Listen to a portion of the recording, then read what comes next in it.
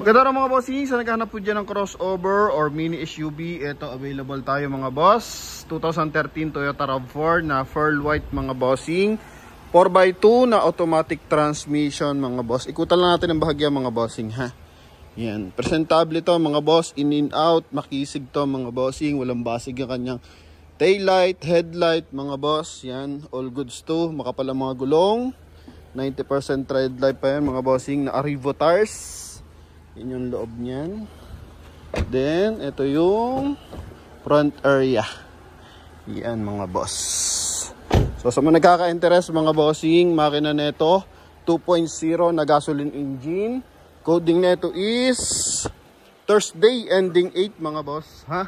So, front area muna tayo and price muna tayo dito mga bossing. So, binibigay nila to sa halagang 525,000. Kasama yung transfer of ownership, pero si Doggy hindi kasama yan. Talagang kasama lang yan sa part ng ating commercial mga boss. Ano? Yan. So dito muna tayo sa ating front area. So maayos yung kanyang projector headlight mga bossing. Papabapping lang natin. Then dito may chrome line siya hanggang sa kabilang side. So wala siyang basag mga boss. No? Yan. Ganun din yung kanyang pag light mga bossing. Yan si Dog. Kakagating pata ko. So dito lang sa kanyang lower part ng bumper, eto may gas-gas konti mga bossing. Then nakagandahan dito sa ating Toyota RAV4. So may rough around bumper yan. Mapansin mo yung lower part, kulay black. Connected sa kanyang wheel arch, running board, hanggang dito sa kanyang likuran mga boss. Okay, then all this brake din yan mga bossing. So marami talaga tayo ditong kasamang papi. Yan. So kaya medyo nawawala-wala tayo mga bossing, baka kagating gas tayo bigla. Mileage nito mga bossing 74,752. Ito yung kanyang interior. Yan mga boss, ganda ng kanyang hand grip. Then dito may kulay green na accent. Okay, then dito malagold mga bossing oh. Malagold na may pagka-silver. Dito rin sa kanyang aircon blower mga boss. Hanggang dito sa kanyang dashboard. Yan, ang ganda oh. Lamig na aircon. Original mileage. Ito mga boss ha. Yan, so all goods to. Okay. Yan, so dito mga boss, susi natin. Gearbox. Ito yung ating aircon controls. Ang ganda ng kanyang one-in audio system. So meron siyang mood lights mga bossing, no? Yan oh. Nag-iiba-iba ng kulay. Okay, blue, violet. So ang ganda tingnan mga boss. Then dito naglagay na sila ng tag dito tracker mga boss kung saan yung sensor natin, reverse parking sensor. Ito. So umiilaw siya dito mga boss kung saan tayo malapit ng mabundol mga bossing. Then, sa kanyang tint, so platinum tint mga boss. Hindi lang maganda yung pagkakatabas, pero as in, maganda yung unit mga bossing. Pagdating sa ceiling, eto. Okay, likuran mga boss. Ha? Then, dito is sun visor with mirror, with light. Okay. Yan. Okay. Then, kabilang side. Yun. Then, naka-dual airbag to mga boss. Busina natin, ganda oh. Okay, then naka-power fold na rin yung kanya side mirror mga boss. Yan, eto. Then, syempre, power adjust yan. Yan o, responsive. Then, dito rin mga boss. Okay, yan. Then, chrome, yung ating door opener. So, silipin natin yung kanyang second row. So, ito mga bossing is made in Japan. Okay? Yan. Toyota Motors Corporation, Japan mga boss. Kasi may mga dumadating na unit sa Toyota, Thailand. Yan. So, yun lang. Bigyan ko lang kayo ng idea. Siyempre, pag gawang Japan, iba yung metal niya mga boss. Pero hindi po ito yung surplus mga bossing ha. Kasi may mga nagbe-message sa atin, baka daw ito yung surplus Japan. So hindi po. Release din to sa Toyota mga bossing, sa Toyota dealers. Yung binabanggit ko lang, yung mismong unit is gawa siya sa Japan. Kasi nga may mga unit na gawang Thailand, gawang Korea mga boss. Okay, so malaki kasi advantage mo kapag gawan Japan yung unit mga bossing, ha? Okay, sa tibay, quality na ginagamit na metal, doon po nagkakatalo yan mga bossing.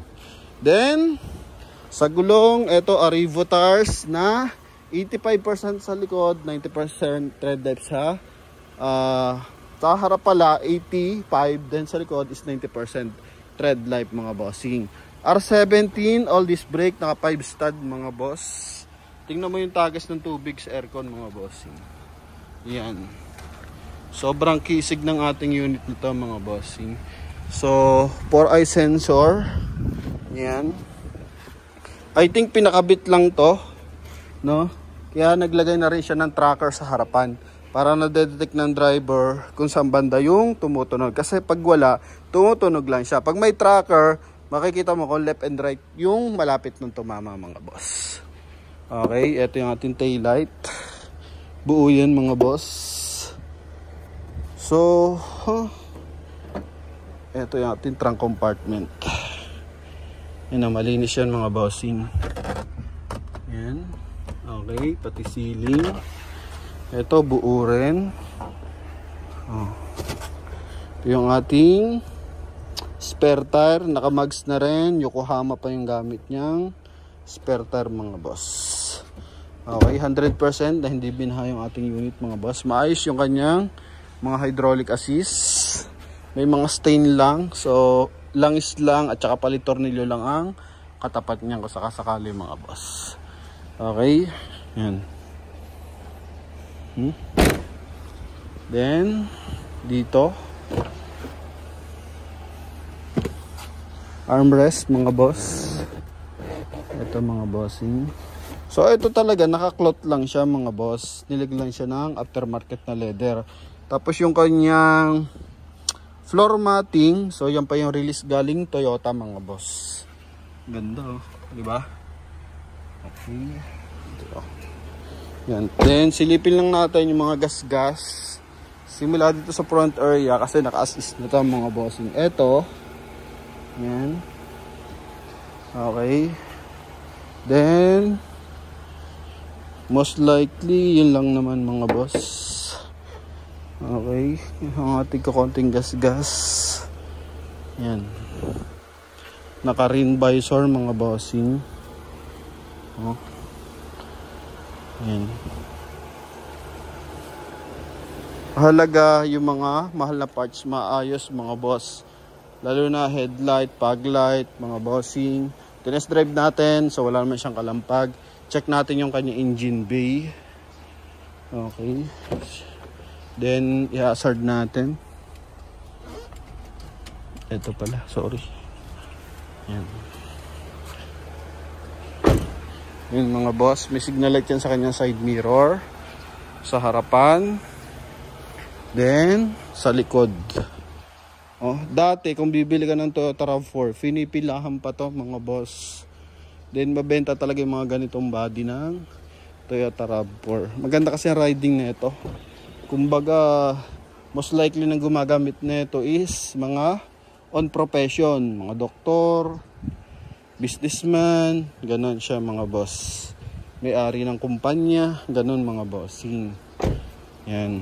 Kasi nga, limited ang dumadating na unit na galing ng Japan, mga boss. Okay? So, although Toyota is ano yan, Japan brand. So, yung ibang unit niya dumadating is from Thailand. Yan mga boss. Okay, pakita lang natin yung engine bay. Hindi pa nalilinis ang engine bay mga bossing ha. Para kita ko lang. So, medyo madumi pa to. Ito mga boss. Yan. Okay, so wala naman siyang leak dito sa gitna mga bossing. May leak lang siya dito sa ibabaw. So, papalitan ko lang yan ng mga o-ring. Okay? So, mahalaga, wag dito sa gitna. Yan. Okay? Yung sa may bilog sa taas. Yan. Mahalaga dyan, wala. Mga boss. Kasi pag dyan, babakbakin na yan cylinder head. Pero pag dito sa ibabaw, normally okay lang yan. Pati dito, meron mga boss. Yan. Pero ito, wala naman tuyo. Dito lang yan sa mga o-ring. So, Doon lang yan sa mga pinaglagyan ng spark plug. Tsaka, yan. Ito mga bossing. Yung sensor. Yan, sa injector. Okay, then pagdating sa headlight, buo yan mga boss. So, mura lang naman papalit niyan. Dealer na ang bahala dyan. Kasi, no order lang yan sa Toyota. I think, noong nakaraan kasi kasama gasket, doon sa isang Fortuner natin, nagpalit din tayo. Kasi pag may mga ganyan tagas-tagas, pinapapalitan ko yun sa dealer. So, 1-2 lang. Mura talaga pag Toyota yung parts mga boss. So, at least, pinakita ko sa inyo, may bahagyang concern din, aagapan natin din, alam natin yung solusyon yan mga boss, no? Kasi pag nagdala kayo ng mga mekaniko na hindi marunong naman, yan, so at least binibigyan ko na kayo ng idea. Pero pag legendaring mekaniko, may pwesto, nakakaunawa ng mga marunong mag-diagnose and same time marunong gumawa ng sasakyan, yun ang the best na mekaniko mga bossing. Dagdag ko lang sa kanyang window panel, meron siyang chrome line. Yan mga boss. Okay. Ayun, nakagandahan pa sa ibang mekaniko mga bossing. Yan, alam pa kung magkano yung mga gasto sa pyesa. Meron ako nakatransaksyon na isang mekaniko malupit.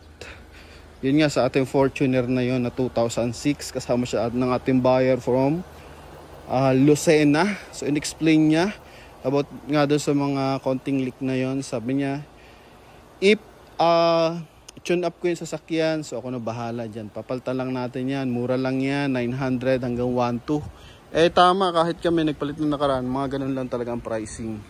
Kaya sa mga buyers, yan. So magsama kayo na malulupit na mekaniko mga bossing, no? So kahit may scanner, mahalaga marunong din tumingin ng sasakyan talaga, hindi lang nagbe-base sa scan. Okay? Yan. So meron na naisasama sa akin nga ngayon is mga galing ng Toyota Toyota Fairview, Toyota Santa Rosa, no nakaraan, mga empleyado ng mekaniko, kaya nakakaunawa sila ng mga pyesa and parts mga bossing. Pero kung hindi naman, yan nga pala para sa ating mga mahal na viewers and buyers. Kung kayo may mga high-end units, European cars, sa Promote PH, pwede ko kayo matulungan. Meron tayong malupit na mekaniko dyan mga boss. Yan, so mura sumingil mga bossing and mura sa kanya ang pyesa. Okay, kaya yung mga nabili sa atin na European cars, so malakas ang loob natin magbenta ng mga ganyang unit kasi meron tayong kakilalang mekaniko. And kahit tayong tulungan mga bossing sa pyesa, sa paggawa ng sasakyan, sa pagpapaservice ng sasakyan mga boss, wala tayong kawaris-waris dyan. So yun mga bossing, kaya tayo naglalakas ng loob natin magbenta ng high-end cars. Kasi alam naman natin pag European or high-end cars, medyo takot ang mga Pilipino dahil sa taas ng pyesa at walang masyadong available na pyesa. So tayo nagda-direct import sila ng mga pyesa pag wala dito or pag mahal dito sa Pilipinas. Kaya malaking tulong yon sa ating mga viewers and future buyers mga boss, no? Yan, so meron akong nabentahan na nakaraan ng ano ba yun? OD. So yun, kukontakin ko siya kasi may gusto siyang papalitan na parts sa kanyang unit mga bossing, no? Mura lang daw yon, sabi ng ating tropang mekaniko mga boss. Hindi lang siya mekaniko, may-ari siya ng pwesto mga bossing. Okay, hindi ko na babanggitin kasi sabi niya, ayaw ko no idol magpa-promote, mga direct buyers na lang natin kasi sobra na dami ng kanyang buyers mga boss, no? Yan, so baka dayuhin raw siya. So sa mga interesado, yan, PM na lang, bibigay ko sa inyo yung information ng ating malupit na mekaniko.